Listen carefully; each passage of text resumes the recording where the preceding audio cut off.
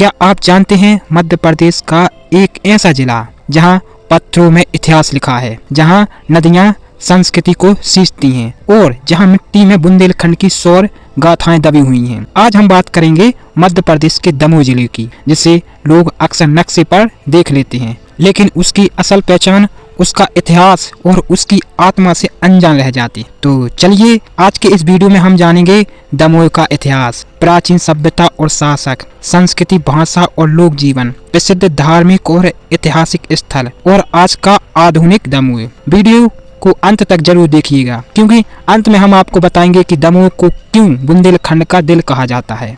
दमोह जिला मध्य प्रदेश के बुंदेलखंड क्षेत्र में स्थित है। यह जिला चारों ओर से घिरा हुआ है। सागर, कटनी, जबलपुर और पन्ना जैसे बड़े बड़े शहरों से घिरा हुआ है। यह इलाका विंध्य पर्वतमाला के पठारी क्षेत्र में आता है, जहाँ की जमीन पथरीली जरूर है, लेकिन उतनी ही उपजाऊ और ऐतिहासिक भी है। दमोह की पहचान होती है वहाँ की कृषि और छोटी बड़ी नदियाँ और चूना पत्थर और खनिज संपदा से। यहीं से शुरू होती है दमोह की हजारों साल पुरानी कहानी। गुप्त काल के समय यह क्षेत्र शिक्षा, धर्म और व्यापार का केंद्र था। इसके बाद यहाँ कलचुरी, परमार, चंदेल जैसे शक्तिशाली राजवंशों का प्रभाव रहा। चंदेल शासकों ने बुंदेलखंड को सौर कला और स्थापत्य की नई ऊंचाइयों तक पहुंचाया। दमोह क्षेत्र में भी उनके राज्य का महत्वपूर्ण हिस्सा रहा। चंदेलों के समय यहाँ मंदिर, सरोवर और नगर बसाए गए। आज भी दमोह के आसपास प्राचीन मंदिरों के अवशेष उनकी महानता की गवाही दे। समय के साथ दमोह पर दिल्ली सल्तनत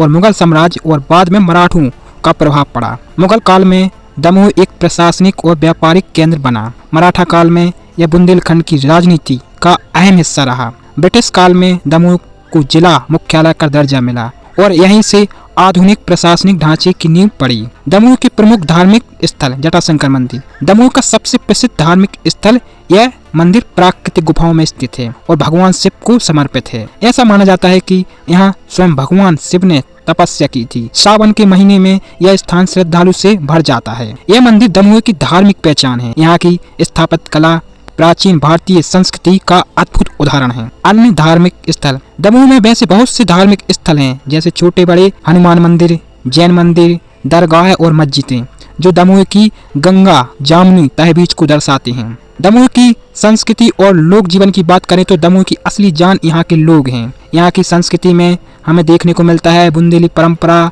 लोकगीत, लोक नृत्य, मेले और पर्व आज भी यहाँ जीवित है। और दमोह की भाषा की बात करें तो यहाँ मुख्य रूप से बुंदेली और हिंदी बोली जाती है। बुंदेली भाषा में जो मिठास है और अपनापन है, बस सीधे दिल को छू जाता है। लोक संगीत और परंपराएं। दमोह में फाग, आला, कजरी जैसे लोकगीतों की परंपरा है। शादी, ब्याह, त्योहार और मेलों में आज भी लोकगीत गूंजते हैं। दमोह जिला मुख्य रूप से कृषि पर आधारित है। यहाँ की प्रमुख फसलें गेहूं, गन्ना, चना, मसूर, सरसों जैसी फसलों से इसकी अर्थव्यवस्था बनी रहती है। इसके अलावा चूना पत्थर और खनिज संसाधन दमोह की आर्थिक रीढ़ है। दमोह की शिक्षा और स्वास्थ्य की बात करें तो दमोह में शिक्षा के क्षेत्र में पिछले वर्षों में काफी प्रगति की है। कॉलेज, स्कूल, तकनीकी संस्थान और मेडिकल सुविधाएं लोगों को बेहतर सेवाएं देने की कोशिश कर रही है। इसका आधुनिक दमोह और परंपरा और आधुनिकता का संगम है। बेहतर सड़कें, रेलवे कनेक्टिविटी, डिजिटल सेवाएं, सरकारी योजनाएं दमोह को एक नई युग की ओर ले जा रही है। दमोह बुंदेलखंड का दिल क्यों कहा जाता है? दमोह केवल एक जिला नहीं है, बल्कि यह बुंदेलखंड की संघर्षशील आत्मा और सांस्कृतिक धरोहर है और ऐतिहासिक चेतना का प्रतीक भी। यहाँ की मिट्टी में इतिहास बोलता है और यहाँ के लोग अपने संस्कारों को आज भी जिंदा रखे हुए हैं। अगर आपको लगता है कि दमोह सिर्फ एक छोटा सा जिला है, तो यकीन मानिए आपने उसे अभी पूरी तरह जाना ही नहीं है। दमोह एक कहानी है, संघर्ष की, संस्कृति की और गर्व की। अगर आपको यह वीडियो पसंद आया हो तो लाइक करें, शेयर करें और हमारे चैनल को सब्सक्राइब करना ना भूलें।